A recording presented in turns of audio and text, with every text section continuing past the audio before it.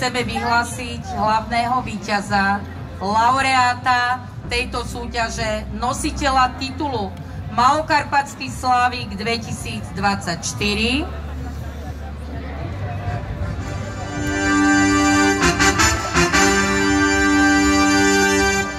Perfektní technici, veľmi pekne ďakujeme, Matúško a chlapci.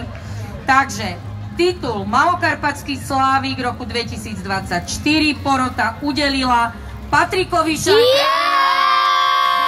umeleckej školy Žiari nad Hronom.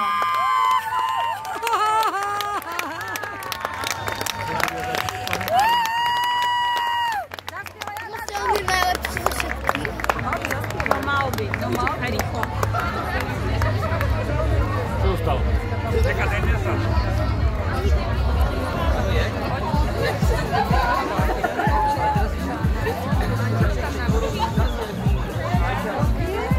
Ja by som chcel poďakovať aj všetkým súťažiacim, lebo ja som si to všímal počas súťaže, akým neskutočným spôsobom sa podporujete navzájom a je to veľmi inšpiratívne. Udržte si to v sebe a jeden potlesk pre vás od celých Budmeríc.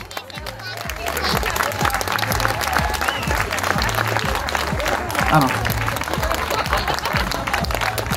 A samozrejme laureáta poprosíme potom ešte o spev. Ale ešte si dáme fotku a dovolte mi, aby som sa poďakoval. Ceny do súťaže pripravilo Malokarpatské osvetové stredisko v Modre. Keramických slávikov vyrobil František Hubek, majster keramikár zo Zohora a jeden potlesk pre neho, neviem či tu je, ale nech vie, že si to naozaj vážime. Tie ceny sú nádherné. Ďakujeme sponzorom a partnerom, obci Budmerice, kultúrne stredisko Budmerice.